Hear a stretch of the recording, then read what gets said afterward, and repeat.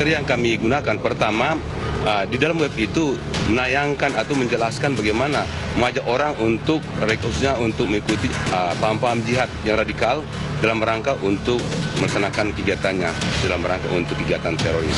Permintaan BNPT ini kami melakukan pengecekan, tadi disampaikan dari 26 itu setelah di-screen lagi ternyata ada 19 yang diblokir.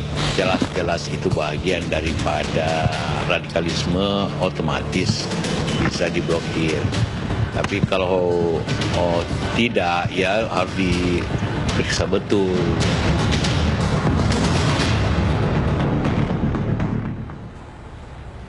Kementerian Agama meminta agar penutupan laman media Islam harus disertai kajian mendalam sehingga tidak menimbulkan kesalahpahaman.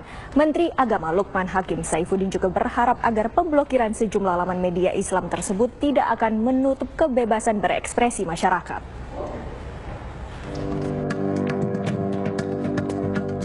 19 situs media Islam diberangus karena dituding menyebarkan paham radikalisme. Pemblokiran akses situs tersebut dilakukan Kementerian Komunikasi dan Informatika berdasarkan permintaan dari Badan Nasional Penanggulangan Terorisme atau BNPT. Menteri Agama Lukman Hakim Saifuddin menyatakan perlu ada kajian mendalam mengenai konten di dalam laman bersangkutan sebelum melakukan pemblokiran. Langkah ini akan menghindarkan adanya kesalahpahaman. Kementerian Agama pun menyambut positif langkah Kominfo untuk memblokir laman yang memang benar dan terbukti menyebarkan paham radikalisme, karena penyebaran paham radikal telah merusak umat. Kami Kementerian Agama mendukung penuh pemblokiran situs-situs yang memang jelas-jelas menyebarluaskan paham-paham radikal. Karena ini tidak hanya merusak paham keagamaan mayoritas umat Islam Indonesia saja, tapi juga ini sudah merongrong sendi-sendi kehidupan kita berbangsa dan bernegara. Sehingga pemblokiran itu memang sudah seharusnya dilakukan, itu yang pertama. Yang kedua, tentu kami berpandangan bahwa dalam melakukan pemblokiran itu harus betul-betul diteliti betul bahwa yang diblokir adalah yang memang betul-betul jelas menyebarluaskan paham-paham radikal itu. Namun Menteri Agama juga berharap agar pemblokiran laman ini tidak akan memberangus kebebasan berekspresi masyarakat. Asal dilakukan di jalur yang tepat dan benar, maka kebebasan umat Islam di dunia maya tetap dapat dilakukan. Dari Jakarta, tim TV One mengabarkan. Badan Nasional Penanggulangan Terorisme di Tanah Air meminta Kemenkominfo untuk memblokir 22 situs muslim yang dianggap menyebarkan paham radikalisme di tanah air. Dari 22 tersebut ada 6 yang diduga memang masih memiliki banyak ini baik itu dari situs penyuka melalui akun Facebook maupun Twitter dengan jumlah mencapai hingga puluhan ribu orang. Dan kita akan melihat di sini situs yang diminta diblokir oleh BNPT yang masih memiliki akun ataupun Facebook dan juga Twitter dengan jumlah pengikut yang mencapai ratusan hingga ribuan ribu rupiah. Yang pertama, berdasarkan versi starscope.com, di mana merupakan situs web yang menjelaskan informasi terkait situs-situs yang berada di dalam dunia maya.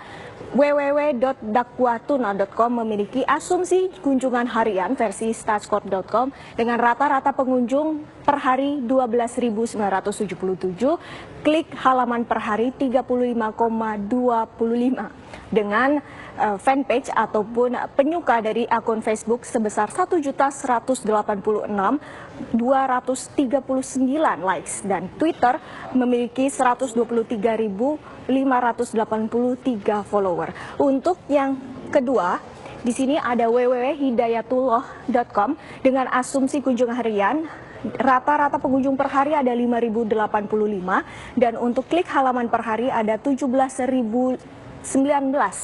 Sementara untuk Facebook fanpage ada 67.819 likes atau penyuka dari akun tersebut. Sementara untuk Twitter memiliki follower sebesar 38.928. Selanjutnya, yang ketiga adalah www.voaislam.com. dengan rata-rata pengunjung per hari adalah 115.000, dengan klik halaman per hari 65,340, dengan 1.885 likes untuk akun Facebook, dan 65.532 follower akun Twitter.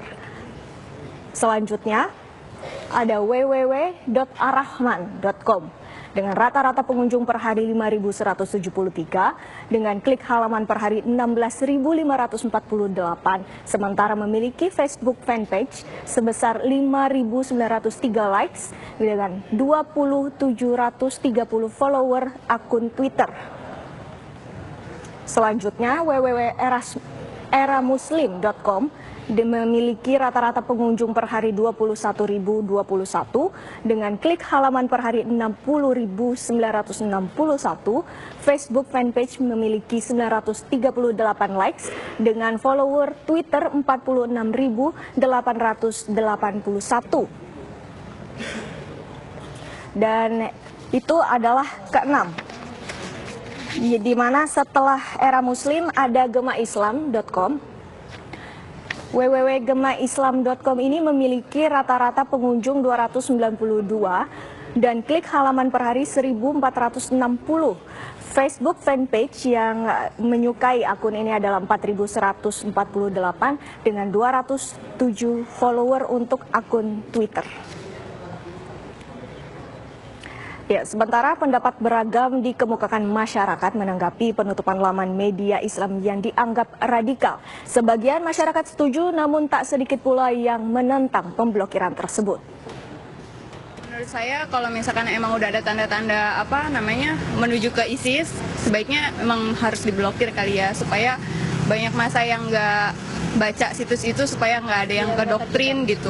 Kalau saya sih, pendapat saya kurang setuju ya, soalnya itu terlihat seperti memecah belah Indonesia sendiri, karena memang pada dasarnya kalau Indonesia ini kan berdasarkan ketuhanan yang Maha Esa gitu, jadi kita juga bebas untuk membuat situs apapun yang memang terkait dengan kepercayaan kita masing-masing gitu. Oh, sebenarnya sih kalau memang itu mengancam atau bersifat lebih terlalu lebay atau terlalu lebih berlebihan, mungkin pemerintah boleh menutup. Tetapi kalau misalnya tidak menimbulkan ancaman, kenapa pemerintah harus menutup situs tersebut? Seharusnya sih pemerintah lebih meneliti dulu, dilihat dulu apakah itu mengancam atau tidak. Kalau misalnya tidak mengancam, seharusnya tidak diblokir begitu saja. Saya sih setuju-setuju aja ya, maksudnya kalau misalnya diblokir ya Mbak. Jadi menurut saya kalau tentang pemblokiran itu ISIS beneran. Jadi kalau menurut saya sih udah ada korbannya juga di negara sana kan, Indonesia juga. Kalau menurut saya kalau emang mau diblokir, maksudnya webnya, saya sih setuju aja. Pemirsa, pemblokiran yang sudah dilakukan baik itu oleh Kementerian Agama, Kominfo, dan juga BNPT dinilai sudah tepat ataupun sudah sesuai dengan kriteria. Namun apa saja kriteria tersebut? Berikut informasinya untuk Anda.